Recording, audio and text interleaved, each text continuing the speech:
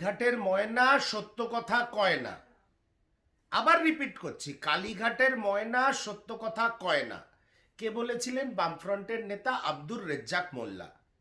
তারপরে খগেন মুর্মু, ঋতব্রত বন্দ্যোপাধ্যায়, শঙ্কর ঘোষ, অধুনা প্রতিকুর রহমান, লাইন দিয়ে লাইন দিয়ে যারা যারা এই ধরনের শব্দবন্ধ ব্যবহার করতেন, আজকে সেই উন্নয়নের নৌকায় চড়ে বসেছেন। আমার আপনাদের সঙ্গে এই কথাগুলো বলার একটাই কারণ, আজকে দেখলাম একটা ডিজিটাল প্ল্যাটফর্মে কলকাতার প্রাক্তন মহানাগরিক, বিশিষ্ট বাম নেতা, বিশিষ্ট বুদ্ধিজীবী বিকাশ রঞ্জন ভট্টাচার্য বলছেন সবার নাকি তাত্ত্বিক অধঃপতন হচ্ছে। আপনারা চাইলে এই ভিডিওর পরে আমি তার লিঙ্কটাও কমেন্টে দিয়ে দেবো।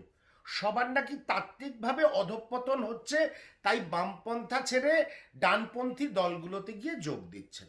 ভাবতেই পারেন উনি একজন বিশিষ্ট মানুষ। আমি সসম্মানে বিকাশবাবুকে প্রশ্ন করছি, তাহলে খগেন মুর্মু, আব্দুর রেজ্জাক মোল্লা, ঋতব্রত বন্দ্যোপাধ্যায়, প্রতিকুর রহমান, শঙ্কর ঘোষ, এত লোকের অধঃপতন হবে কেন?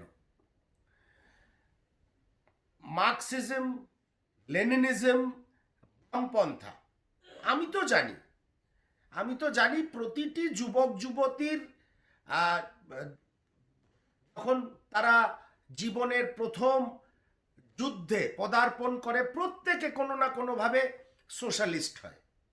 পরে জীবনের ঘাত প্রতিঘাতে তারা তাদের জীবন অন্য খাতে বয়। প্রত্যেকের মধ্যে একটা বৈপ্লবিক সত্তা জন্ম নেয়।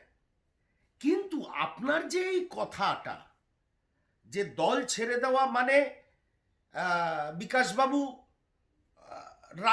সত্তাগত অধঃপতন, এই যে অহমিকা, এই যে দাম্ভিকতা, এটা সিপিএমকে কি দিচ্ছে?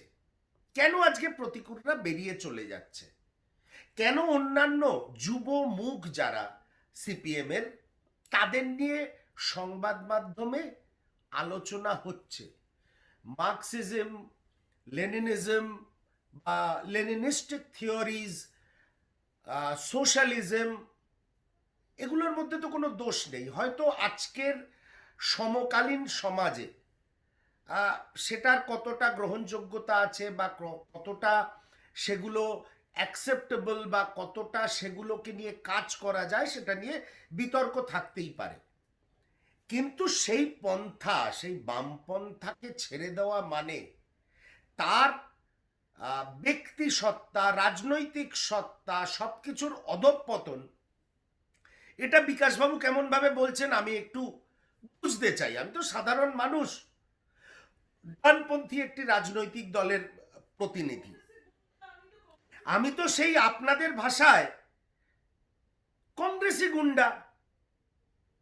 তা আপনারা বলেছেন, বিমানবাবু অনেক সময় বলেছেন, আপনাদের অন্য দলের নেতারাও বলেছেন, আপনাদের আগুন পাখি মীনাক্ষী মুখোপাধ্যায়ও বলেছেন কংগ্রেসি গুন্ডা। বিভিন্ন সোশ্যাল মিডিয়া পোস্ট আছে এবং সেই বিষয়ে আমার প্রতিবাদও রয়েছে, এবং এই প্রতিবাদ করার জন্য আমার কোনো হায়ারার্কির পারমিশনের প্রয়োজন হয় না। কালও আপনারা এই ধরনের কথা বললে আমি প্রতিবাদ করব। বিকাশবাবু, কেন সবার অধঃপতন হচ্ছে? আমি অবাক হয়ে গেলাম দেখে। আপনার আজকেও এই পরিস্থিতিতে দাঁড়িয়েও আপনাদের এত দাম্ভিকতা, আপনাদের এত অহমিকা কিভাবে আসে? সেলফ ইন্ট্রোস্পেকশন বলে কি কোনো জিনিস নেই? সেলফ ইন্ট্রোস্পেকশন বলে কি কোনো ভাষা অভিধানে নেই? আজও বিকাশবাবু বলছেন ডানপন্থায় যাওয়া মানে নিজস্ব সত্তার অধঃপতন, রাজনৈতিক সত্তার অধঃপতন। নিশ্চয়ই প্রতিকূলের অধঃপতন হয়েছে, নিশ্চয়ই যারা যারা দল ছেড়ে গেছে তাদের অধঃপতন হয়েছে, আমিও সেটা মানি। কারণ প্রতিকুর রহমান যদি সত্যি মানুষের জন্য লড়াই করতে চাইতো, তাহলে অন্য কোনো সরকার বিরোধী বা শাসক দল বিরোধী রাজনৈতিক দলে যেত। সেটা তার ইচ্ছা হয়েছে। দীর্ঘদিন আপনাদের সঙ্গে ছিলেন, রাজনীতি করেছেন, এবার হয়তো বিধায়ক সাংসদ হওয়ার ইচ্ছা হয়েছে, তৃণমূল কংগ্রেসে গেছেন, এই নিয়ে আমার কোনো বক্তব্য নেই। কিন্তু প্রতিকূর কি করেছেন? প্রতিকূর নিজের পন্থাকে, নিজের সত্তাকে, নিজের রাজনৈতিক সত্তাকে ডাইলিউট করে দিলেন। আজকে যদি সরকার বিরোধী বা শাসক বিরোধী কোনো রাজনৈতিক আন্দোলনের সঙ্গে যুক্ত হতো, আমি নিশ্চয়ই প্রতিকূরকেও সেই স্যালিউট জানাতাম। কিন্তু বিকাশ রঞ্জন ভট্টাচার্যের কাছে আমার প্রশ্ন, এত লোকের ব্যক্তি সত্তা, রাজনৈতিক সত্তার অধঃপতন পরপর হচ্ছে কেন? কোথায় আপনাদের ভুল? এটাও কিন্তু ভাবার প্রয়োজন আছে বলে আমি মনে করি। আপনারা কংগ্রেসকে আক্রমণ করবেন, আপনারা কংগ্রেসের ভোটে রাজ্যসভায় গিয়ে আবার কংগ্রেসকেই বলবেন কংগ্রেসি গুন্ডারা, নির্লজ্জের মতন বলবেন, নির্লজ্জের মতন বলবেন। ঠিক আছে, মেনে নিয়েছি, কারণ ওই যে সত্তার প্রশ্ন, আমাদের মধ্যে এমন একটা সত্তা কাজ করে যে যার সঙ্গে আমরা কাজ করি বা করতাম তাদের প্রতি ব্যবহারটা অত্যন্ত সৌজন্যমূলক হওয়া উচিত। এবার কংগ্রেসি গুন্ডা না 34 বছরে সিপিএম কি করেছে সেই খাতা খোলা, সেটা বোধহয় আজকের তৃণমূলী জমানাতে আলোচনা করাটা নিষ্প্রয়োজন ছিল। কিন্তু আপনি করেছেন অত্যন্ত শ্রদ্ধেয় বিমান বসুও কিছু কিছু জনসভায় গিয়ে করেছে। আপনাদের নামকরণ করা মীনাক্ষী মুখোপাধ্যায়, যাকে আপনারা আগুন পাখি বলেন, সেও কংগ্রেসীদের আক্রমণ করেছে। এবং আজকে আসন সমঝোতা হয়নি, জোট হয়নি, জোট থাকাকালীন করেছে, সেসব রেকর্ড আছে আমার কাছে। কিন্তু বিষয়টা হচ্ছে দল ছেড়ে বেরিয়ে আসা নিজস্ব সত্তা অধঃপতন নয়, নিজস্ব রাজনৈতিক সত্তার অধঃপতন নয়। আমার মনে হয় বিকাশবাবু, এই অহমিকা, এই আত্মম্ভরিতা, আমি সব জানি, এই যে আপনাদের মধ্যে যে একটা কি বলবো, এই যে গর্ববোধ আপনাদের মধ্যে রয়েছে, এই জায়গাটার থেকে বেরিয়ে না আসতে পারলে দুর্ভাগ্যজনকভাবে আরো অনেক প্রতিকূল আপনাদের দল থেকে বেরিয়ে যাবে, অনেক প্রতিকূল আপনাদের দল থেকে বেরিয়ে যাবে। এখনো সময় আছে, শুধরুন।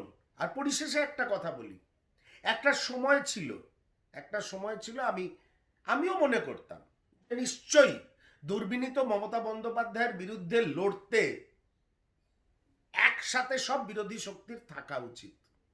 কিন্তু বিশ্বাস করুন, দলের সিদ্ধান্ত দলের ব্যাপার, সেটা ওঠে একদম গ্রাসরুট লেভেল থেকে একটা গণতান্ত্রিক পরিকাঠামোয় একদম দিল্লি অবধি পৌঁছয় তার আওয়াজ, সেই অনুযায়ী দল সিদ্ধান্ত নিয়েছে।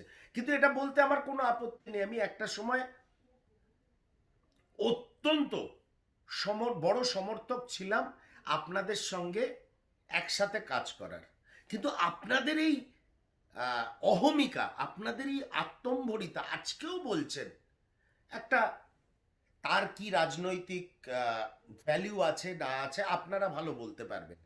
আপনাদের একজন সহকর্মী আপনাদের ছেড়ে চলে গেছে, কিন্তু এখনো সেই ফুঁসছেন আপনারা সেই গর্বে, সেই মানে ভিতরের সেই গর্ববোধ, ভিতরের সেই অহমিকা, সেই আত্মম্ভরিতা, এবং বলছেন ডানপন্থায় যাওয়া মানে নিজের অধঃপতন। এইটার আমি তীব্র বিরোধিতা করি। আমি বিকাশবাবু আপনাকে কেন অ্যাড্রেস করলাম এই বিষয়, একটি ডিজিটাল প্ল্যাটফর্মে আপনার এই সাক্ষাৎকারটি আমার চোখে পড়েছিল, কয়েকটি লাইন আমার চোখে পড়েছিল। সেই ফরওয়ার্ড ব্লকের উদয়ন গুহ থেকে খগেন মুর্মু, শঙ্কর ঘোষ, সবারই অধঃপতন হয়ে গেছে। এই চিন্তাধারায় যতদিন থাকবেন আপনারা বা আপনাদের দল, নিজেদের রেকটিফাই করবেন না, এই ধরনের আরো প্রতিকূল বেরিয়ে যাবে বলে আমাদের ধারণা। আমাদের দল ছেড়ে বেরিয়ে যাবে, আপনাদের দল ছেড়ে বেরিয়ে যাবে।